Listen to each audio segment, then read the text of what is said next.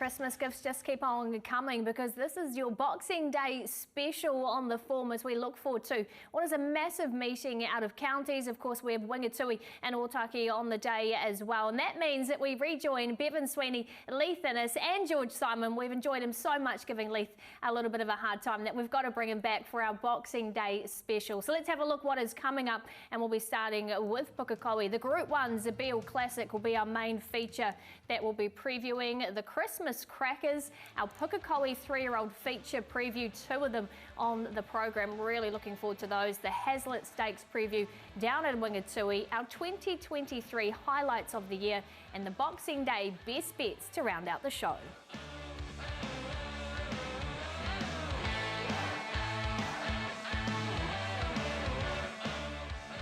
As we've alluded to, it's a massive day at counties, and we want to touch on the Group 1 Zabeel Classic first. Let's take a look at the market, and it is headed by Campionessa $2.50, Aegon at 3.3 in this market. Then you've got Aquacade at 6.5, and One Bold Cat, the other runner in single figures at this stage, at $9. Leith, it's over the 2,050 metres, so who do you see injecting the speed? There's actually no speed in the race, no clear leader, Pip. Mazzolino, it may go forward. I see they put blinkers on it this week. Calico led 2 starts ago at Christchurch.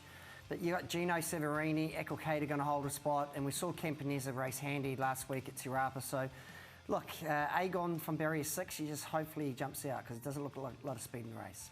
Well, let's take you back to a key lead-in race here. You've got Aegon running 4th in the Group 1 TAB Classic, and Bevan, we highlighted this last week, he was ultra stiff. It's hard to know what to take out of this particular race because he was one of the ones that didn't jump away, but with a draw, he would have won in my mind. He was simply superb. He gets a draw on Saturday, steps up over a little bit more ground clearly, and look, he's probably the X factor in this particular race. So any sort of luck, I think Aegon can definitely win. Yeah, he was massive last start. You know, he's drawn barrier 17. Just hopefully from barrier 6, he's one of those horses, he doesn't begin that well. If he jumps out properly and he can put himself, 3 spots back midfield, the big roomy track at Pukekohe is going to really suit him. I thought the horse got into so much trouble. I thought Innes had made a comeback to race day riding aboard Aegon last time out, and that's no disrespect to Michael McNabb. The rub of the green didn't go his way. Everyone saw it. Blind Freddy saw that he was unlucky. Aegon, I think with an ounce of luck, he'll be awfully hard to beat. But the one that he has to beat, they all have to beat, is Campionessa. And she showed the other day at Te Rapa what she's made of. Interestingly, she was able to race a lot handier than usual. She was going to win this race a long way from home. Opie put her in the race in the Kalai Zuzu Stakes last Saturday, and she had it sewn up a fair way from home, boys. Yeah, she's got a lot going for her. She loves the sort of 2,000 metres. She's won at Pukekohe before. She was really good. Opie was easing up on the line here as well, so even though she's won easily, she didn't have a real gut buster. You think Opie will go forward again from the draw as well. Thought Opie pulled their pants down, really. He put the horse right in the perfect sweet spot, and when they turned in at the top of the straight, there was no other winner in this particular race, but I loved how she was strong through the line. She just was loving her work there late, so yeah, she is a massive danger to Aegon, especially if Aegon doesn't jump away, as Leith has mentioned. Then he's in a world of pain against a mare who will not stop. Here's One Bold Cat and Aquacade. Now, he was brilliant this day, and the boys are up there, but just trotted up to them really. And again, another horse that stays really, really strongly with a decent sort of turn of foot. Will be a fair way off them, Leith, and it might just be a different kettle of fish on Boxing Day. Yeah, look, he obviously loves the track. He's had one start there for a win. There's a little question mark going into the race. Would he go right-handed? He was really good. Look, no speed in the race. He is going to get back a little bit, so he's going to need a little bit of luck. Yeah, look, I was impressed by this winning performance this day by One Bold Cat, and I like the way the horse really attacked the line. It didn't shirk the issue, and it would need to be racing up to that sort of form to be a chance to beat either Campionessa or Aegon, who looked the two. One of the more interesting runners in the race is, of course, No Compromise, back from Australia, and has campaigned over there for 2 or 3 seasons with a great deal of success as well. This is it winning at Rose Hill, so it knows where the winning post is, boys. Yeah, he's no slouch. That Sydney form's strong too. They're tough old horses he's been racing against, and it's probably a little bit of a step back in class coming to New Zealand for Group 1 that's not overly strong. He's definitely top 4 chance. Oh, he's right in the mix here. I can remember this horse couldn't win a 65 in the Central Districts, and he's gone over to Australia and won a fortune for the team. That's probably the judge that Bill Thurlow is sending him there and what he's done. He is taking a step back. He stays strongly. He's been unlucky at times in his races there in Australia, and then he's taken out a couple of big ones. I'm a bit surprised he isn't a lot closer in this particular market because he's right in the mix. And another runner that loves counties as well is Aquacade. She's in the race. Let's find out a little bit more about her. Aquacade's been a lovely mare all the way through. Each year she's come back, she's just got stronger and stronger. Once we stepped her up to 1600, she really started to hit her straps. How was she, Ryan? Really good, Lance. She's happy, moving well. She's bright. Oh. She's so laid back. She really takes everything in her stride, and she's easy to settle in a race. That's one of her key attributes. She pulls at the track, as you saw today, just post-week. She's really on the nickel with me, but in a race, as soon as you're getting behind something, she just switches off completely and relaxes all the way around until you really ask her to run and it's there when you need it. But away she goes, Aquacade. Aquacade delivers. It's always been the Zabeel since she first came back in. When you're programming races, you work backwards from your main target, and that dictates how you train them. The fact that it's a Group 1, and if we're fortunate enough we can win it with a mare, it just means so much to the stud. And what about to train a Group 1 winner in the black and gold checks? What would that mean for you personally? It would probably mean that I can keep my job for another year. But no, it'd be amazing. It'd be great.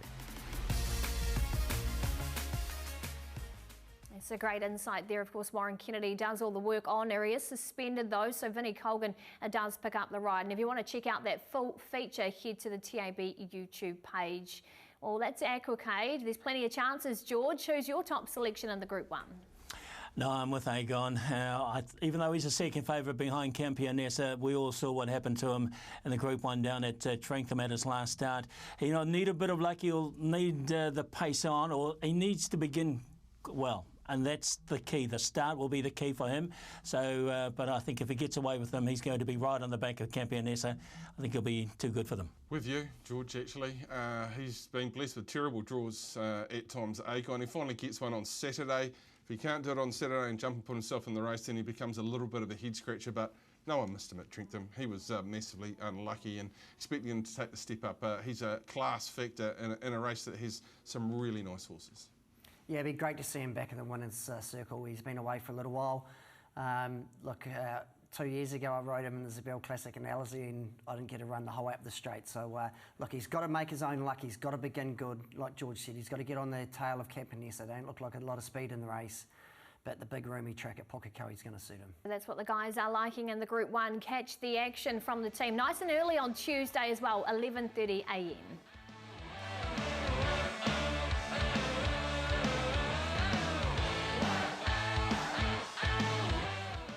So gather around, it's time to crack out some goodies with our Christmas crackers. So Leith, who have you found for the silly season to follow? Yeah, I'm going to take you to Wingatui.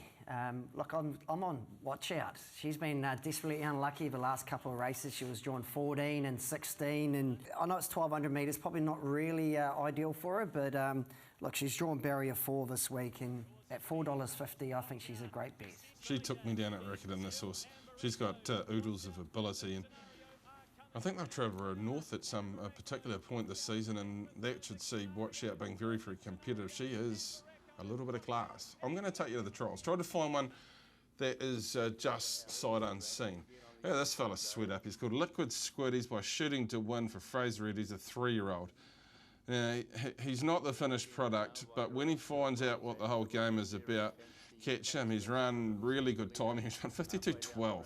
over the 850 metres, and he's got no idea, this horse. And head carriage terrible. He's worked up before the start, but he can gallop. So look out for Little Squid when he arrives. Yeah, my one is Sporting Chance. Now, it's in this particular replay, it's well back in the field, red cap, and the way that this race panned out, it really wasn't a winning chance at any stage of the race. But I just absolutely love the way this horse found the line, the son of Dundeel, and He was really winding up late. He'll be a big chance in the Dunstan Horse Feed Stayers Championship final over 2,400 metres on this big roomy track. Craig Grill's aboard. I think sporting chance to get the Christmas cracker. I'm going for Wild Zambora. Now this is the next litter out of All About Space that produced Space Boy and Space Tron.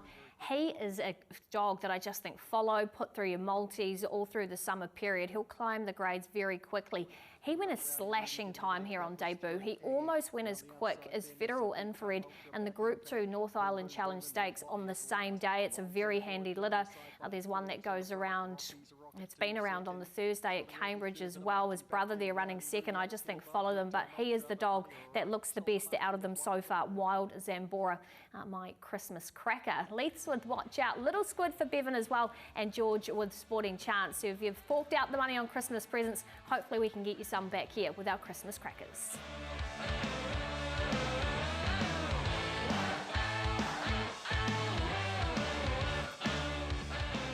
Time to return our attention now back to Pukekohe and have a look at the 2 3-year-old features. We'll start with the Auckland Guineas, race number 6 on the program, and it is sponsored by the Shores Wire Ropes. And you can see Zabeel Zor heads the betting at $3.50, Quintessa at $5, Tokyo Tycoon at $5s, and then you've got Justice Sharp at $9. Leith Speed, where do you see them settling? Yeah, Pendragon was well rated to win over 1,200 last start. You'd think he'd be the eventual leader from barrier 11.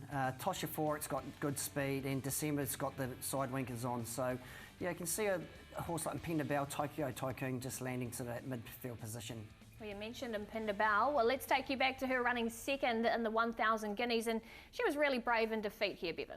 Look, she got there too quickly, I think, Impenda Bell, and she was just a little bit of a sitting duck. That's taking nothing away from an exceptional horse in Molly Bloom, but she's just exposed a long way up from the line and a little bit of a sitting duck. So, Leith, I was really taken by the way that she clung on for second, and she's never respected in the market, this horse. She's underrated all the time. She is very underrated. She's one of those great horses that each way bet.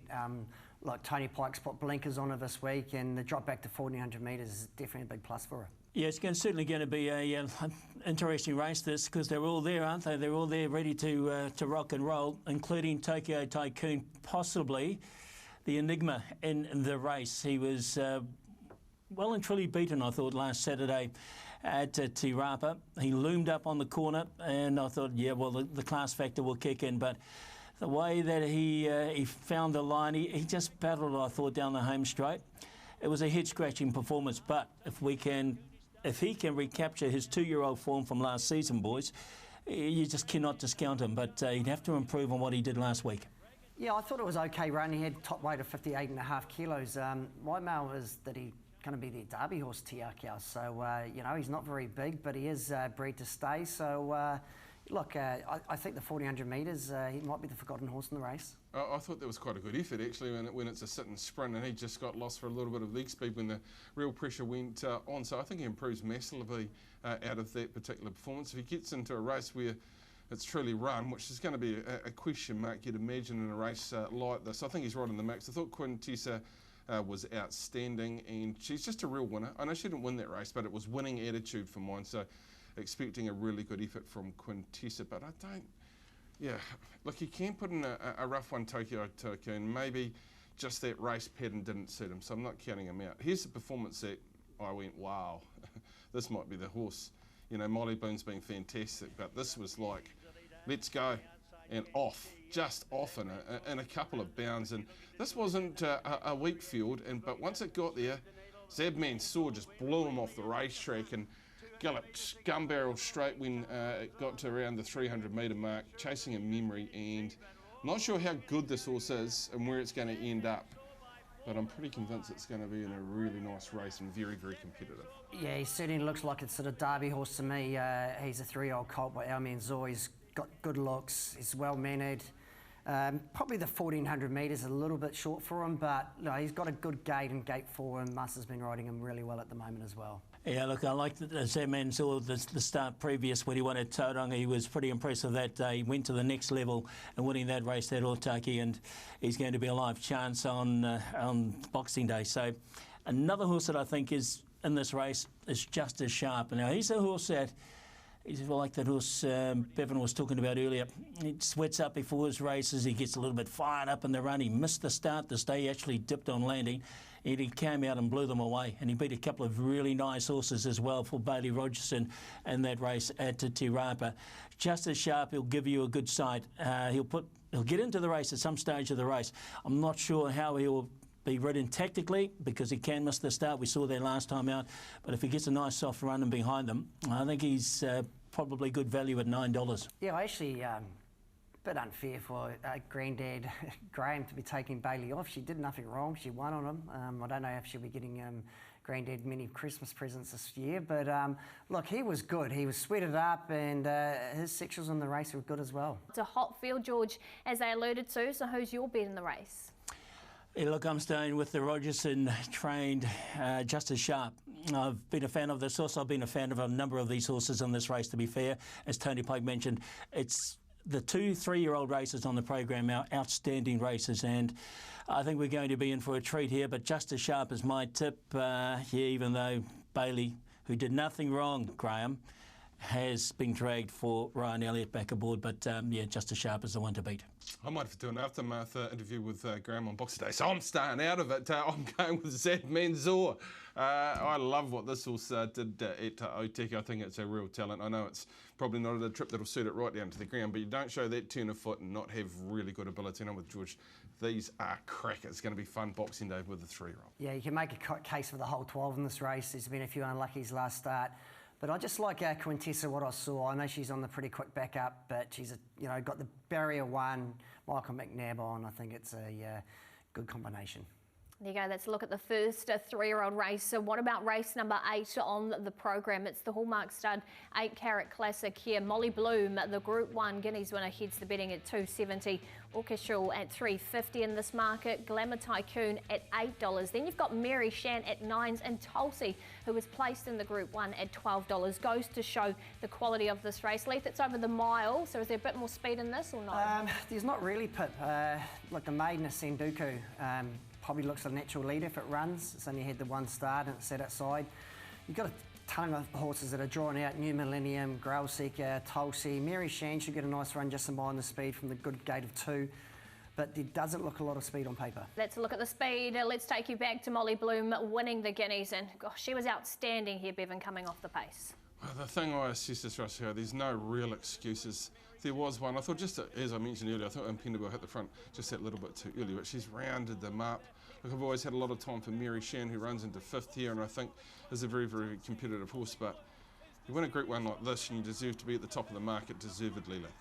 Yeah, interesting jockey change as well. Blake Shin's coming to riders, so look, she's drawn barrier 11. She doesn't sort of begin the best, but we saw what she'd done at Riccarton, where she got back off a pretty strong speed.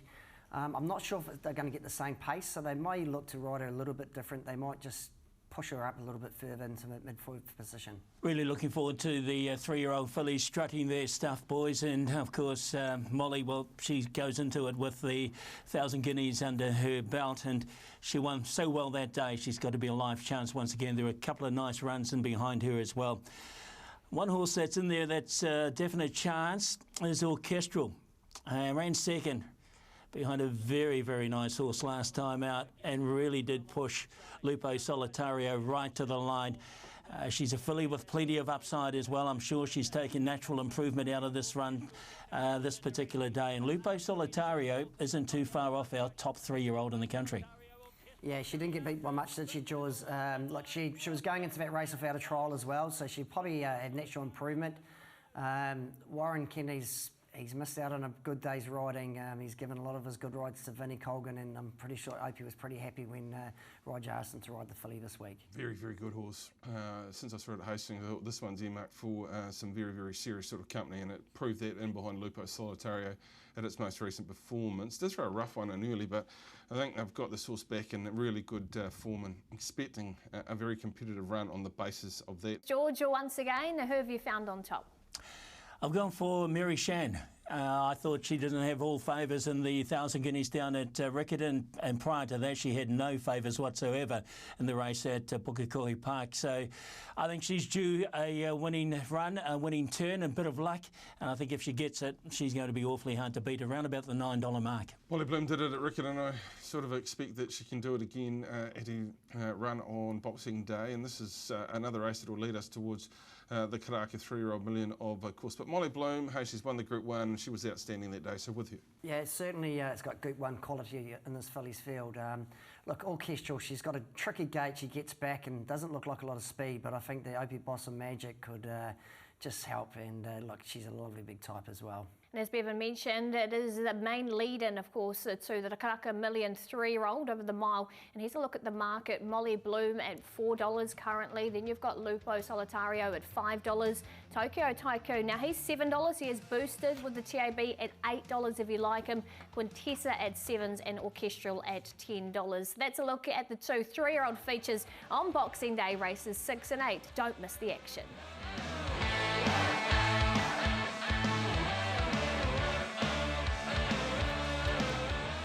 Time to get down south, and we'll take a look at Wingatui. The main feature on the program is the Rayen Hazlet Stakes, race number 6 on the card.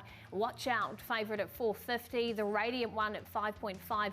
Kai at $6, and then you've got Milfore at $8. So certainly a market that's open. The horse we want to take you back to first is Milfore here, and this was a really nice run considering she runs second to Desnet Lightning Sweens. Well, she's a good member of Fiore. We haven't seen her since the 7th of November at Counties when she was in the Fulton Family Stakes at listed level. And look, she lost a shoe this day, so that would have had some sort of impact on how she performed. Pretty smart sort of horse in front of her. So, look, she's a very good mare. I just feel as though 59 kilos is a decent sort of impost, and Watch Out just looks a special to me. Leith, what did you make of Milfiore? Yeah, look, she's going really well at the moment, and obviously she's based at the Te Akau Riccarton stable. Like you said, Bevan, 59 kilos, she's going to have to be good to be winning with that weight. Watch Out with that 54.5 kilos, and look, she's got a gate this time where she can just posse just in behind the speed, where the last couple of runs she was drawn 14 and barrier 16, and she was caught off the track the whole race. So, look, she doesn't have to improve much to beat this field. You see her here booming down the outside, and hadn't been a lot of luck in this particular run. I look at the quote around this particular horse on Boxing Day, and I think that might wet a few whistles as Boxing Day sales do get underway, because I think the price is really interesting. Watch Out. I think this horse has put up a couple of the very best performances through the Riccarton Carnival, so I see no reason, albeit maybe at the 1,200 metres it might be a little bit vulnerable. This horse is right up to very, very strong quality, so put it in your Christmas stocking. Give your grandparents 10 to win Watch Out Boxing Day, and you might just get in the good books for the next 12 months. Yeah, I think the TAB have been very generous, like you said, Bevan. The 450, it looks great shopping to me, and look, the best thing about it, she's drawn gate 4, Jasmine 4 sits on her, she knows her, and you know, there's a little question mark over the 1,200, but I just think she'll be just winning this race. There you go, the guys are giving you a Christmas treat with Watch Out. The feature at Wingatui gets underway on Tuesday at 3:21.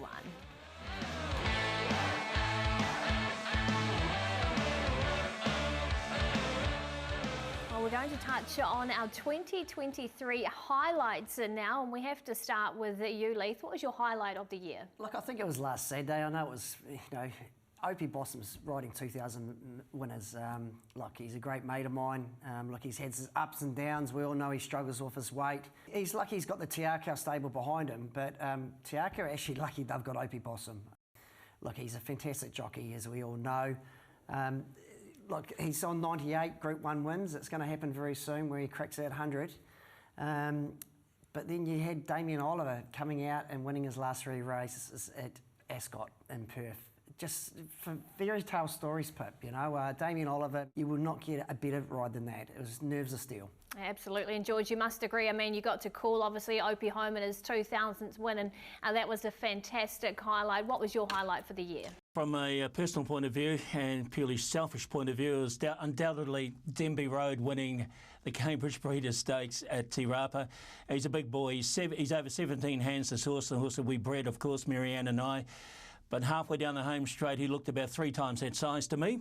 And it was just a great thrill to see those colours of my late father-in-law, Jim Mead, carried to victory in a stakes race with the horse that we bred. So it was my personal highlight. But I think in this industry, we tend to underplay the success that our horsemen and women have all around the racing world.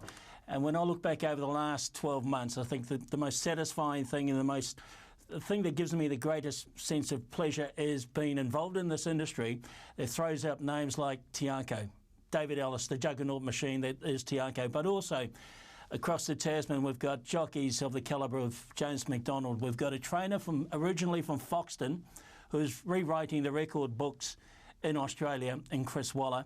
And we've got our riders and trainers here in New Zealand and breeders who are just punch above their weight, and I'm just so proud of their efforts, and that's been a personal satisfaction watching that success this year. Yeah, it's been absolutely amazing, hasn't it, George? And what about you, Bevan? Who's your highlight for the year? I want to hark back to Ollie. That had me in my chair.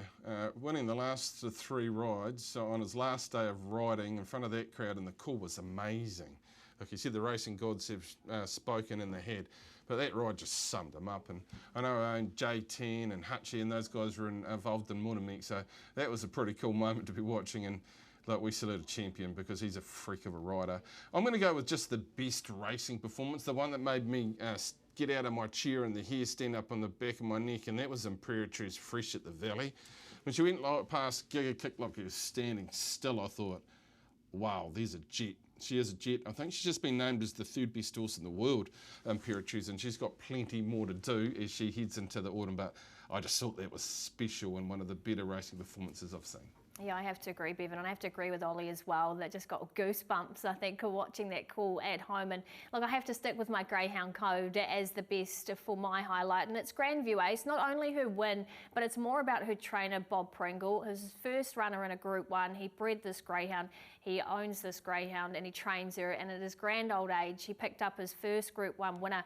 And kind of like George, just to be involved in this industry where you get to go out there and interview these people in these moments, and you could just feel the emotion. And I just thought it was one of the best highlights for him. He's a great man that's been in the game for many, many years, so it was fantastic to see him pick up a Group 1. That's our highlights for 2023. Hope you enjoyed them, and I'm sure you've got many of your own. This wouldn't be the form without our best bets. These are the best bets for Boxing Day. Leith, who have you found? Look, I'm going to go to Wingatui on Boxing Day, race 6. Watch out. Look, she's beautifully weighted. She's got a jockey that knows her. She's drawn barrier 4, $4.50. I think it's a gift. Going to Boxing Day at Autaki, race number 6 on the program. It is a 75 stays. There's a horse here called Crouch who won 2 at the end of last preparation. Fresh 1,600 metres, beaten by Sindicato at Hastings, but only beaten 2 lengths. So the horse has clearly come up well. Look, might just need one, but I think in that particular race it stands out to me, and you might be just getting a little bit of value there. I think they might open around about $7 or $8. We shall see. Boxing Day, nice and early for me. First race at Pukekohe Park in the 2-year-old race, and it's not the favourite from Tiako. It's the other one in the Tiako colours. It is number 8, Kansas Storm, having her first start, a filly by Zabeel. Did spy her at the Waipā trials recently. It was a lovely trial, finishing second. And I think she can get some of that Christmas presents money back, and we can all start contributing towards Letha's Christmas presents for next year. And I'll take us to the last, and Francie also for the Walker Burgesson stable. Opie Bosson jumps aboard throughout last week. Thought she was unlucky. I think she can take out the last wee bit of a sticky gate, but she's the one for me. She's already been specced in the market. Here's a summary. Note these down. The best bets for Boxing Day. Watch out. Leith's heading to Wingatui. Kansas Storm for George. Crouch for Bevan, and I'm with Francie. That's it, team. It completes the show for the year as well. So it's been a pleasure to have you along. Leith Innes, Bevan Sweeney. A special mention as well to Aidan Rodley, who's missing. And George, we certainly enjoyed your company. Have a Merry Christmas. Enjoy the new year. To you and all out there in the summer holidays, enjoy your time. Until then, happy punting.